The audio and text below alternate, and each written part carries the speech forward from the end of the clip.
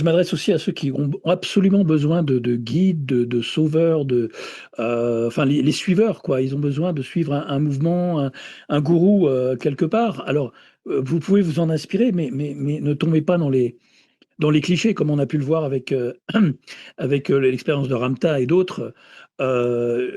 Éloignez-vous, tenez-vous à distance de tous ces gourous New Age qui vous vendent des sauveurs cosmiques qui sont aussi liés aux politiques prédateurs de cette dimension, quoi.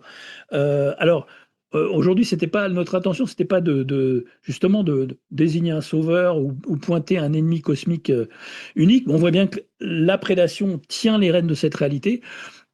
C'était de vraiment montrer du doigt ce déplacement de regard, en fait. La question exogène, c'est pas quelque chose, c'est quelque chose qui a été pris en otage par des récits. On a passé en revue tous ceux qui tiennent les récits, le narratif, qui la rendent inoffensive. Alors, soit en niant son existence, hein, soit en la transformant en mythe, soit en la recyclant en attente passive d'une interaction.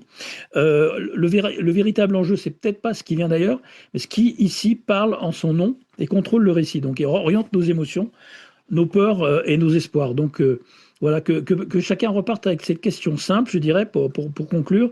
Si une vérité majeure devait émerger demain, serions-nous capables de la reconnaître sans qu'elle nous soit expliquée? Donc, faites preuve de discernement. Le travail de discernement, c'est aussi un travail sur soi, mais aussi la reconnaissance de l'autre. Quelles sont ses intentions? Pour moi, l'intention prime sur les discours et sur l'expression du récit, en fait.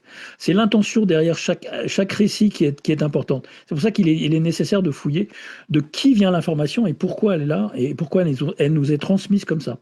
En tout cas, avec notre discernement et un minimum de confiance en soi, on devrait pouvoir survivre à ce qui s'en vient, mais en tout cas, ça va pas être tout rose, pour être franc. Et je tenais à vous remercier, vous tous, pour vos éclairages Merci, merci. et vos expériences Merci.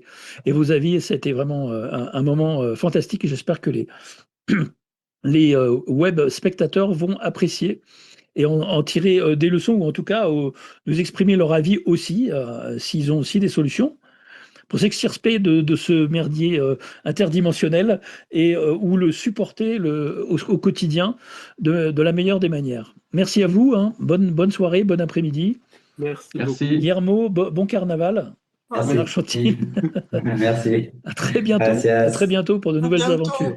Au revoir, à Ciao, bientôt. ciao. Ciao, ciao.